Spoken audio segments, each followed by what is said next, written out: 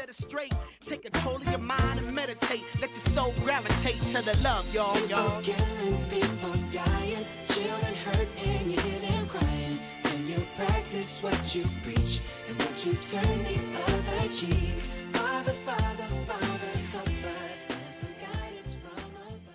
Important. Congressman Paul, do you believe the President needs authorization of Congress to attack strategic targets in Iran, nuclear facilities? Absolutely. This idea of going and talking to attorneys totally baffles me. Why don't we just open up the Constitution and read it? You're not allowed to go to war without a declaration of war. What is stated in the Constitution regarding Congress to declare war?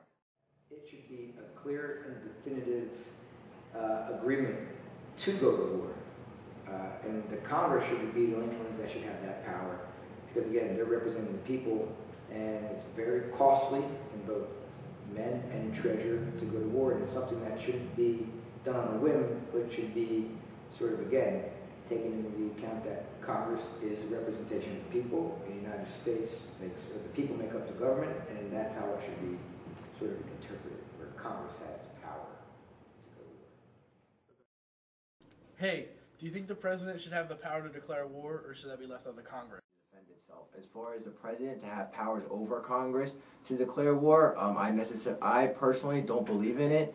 I know that there has been question over that in Operation Iraqi Freedom and different battles different wars the U.S. has been going on overseas, and the president's involvement in them. I know that he's the commander-in-chief to oversee these wars, but should he have the power to actually declare war? I think that's a violation of checks and balances, as was first stated in the Federalist Papers when they were written. So I think that definitely the precedents of history should definitely take a part when deciding what powers each branch of government should have. Get up, stand up for your right.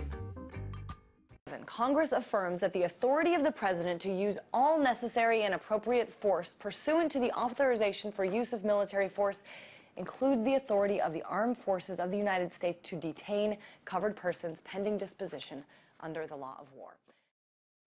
Has the military gone too far?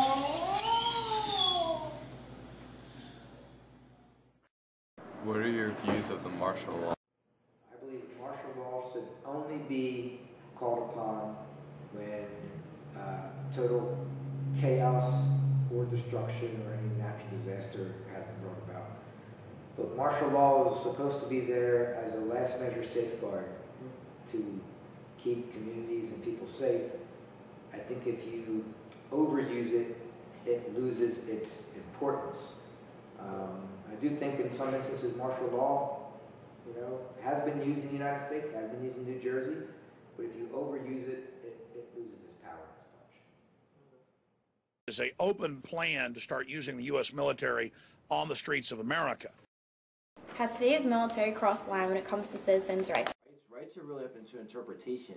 A lot of times in these arguments you're hearing, well, I have the right to privacy, I have the right to privacy. The right to privacy was constructed by a pre-number of, I think, 4 to 7 different amendments, and it was, created, look at Roe v. Wade, where they brought in the right to privacy, or I think it was Gideon v. Griswold, one of those things. It's like when you talk about these rights, well, what rights are they? These rights that are blatantly stated in the Constitution, or are these rights that we're creating for ourselves?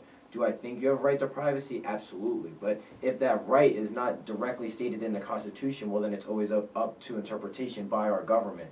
So to say our government is infringing upon our rights, are you relating that back to precedents? And precedents is nothing more than if the Supreme Court ruled today that there's no longer a right to privacy, that's a new precedent. So how much can we really rely on precedents to set forthcoming and forthgoing laws?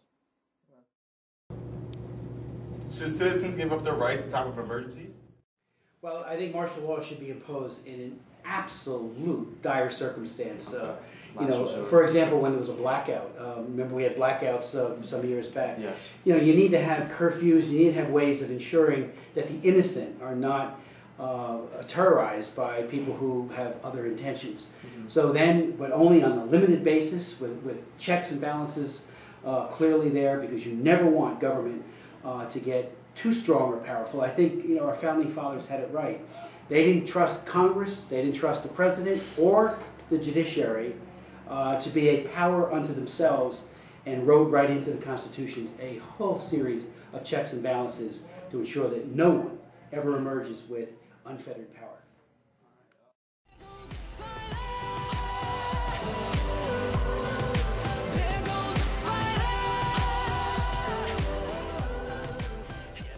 In the global war on terror and in Iraq and Afghanistan, we appear to be lulling our nation into a false confidence of a September 10th mindset. Too many appear to believe that we can maintain a solid defense that is driven by budget choices, not strategic ones. While I agree that the military cannot be exempt from fiscal belt tightening, we have to put this debt crisis into perspective if we're to find our way back into fiscal responsibility. What is your view on government spending on the military? They just passed the military budget was close to $800 billion this year. Think about how much that money could be used in other sectors of the economy. It is also protecting a lot of other countries who don't pay anything for the defense, but is the total burden on the United States, while those countries get to reinvest in other forms of technology and capital investments and make money, where the United States is now paying a military to support those countries and protect those countries. I think if anything, the United States should be spending less and having other countries kick in more money if they want our protection. Do you feel that other countries should compensate us for our military services? I think that there should be some sort of stipulation for our services being over there, but when we look at our services to other countries, why are we there? You know, earthquake happens in Chile, you know, absolutely we'll send American troops to help people out. You know, tsunami happens in Japan, absolutely we should go and help that country out. So why are we in these countries in the first place is an area we have to start looking at within ourselves, you know. Not just should these countries pay us, you know, for quote-unquote helping them out, but why are we there in the first place and what are we doing that's actually helping them? And not until this becomes clear to the public can I give a clear answer on where I think the payment should come from. Should the government sacrifice military funding to ensure a prosperous economy? Budget occurs. We need to slow the rate of spending. We now have 570,000 men and women in the Army. That could be cut to about 490. You know what they say, life ain't always easy and every day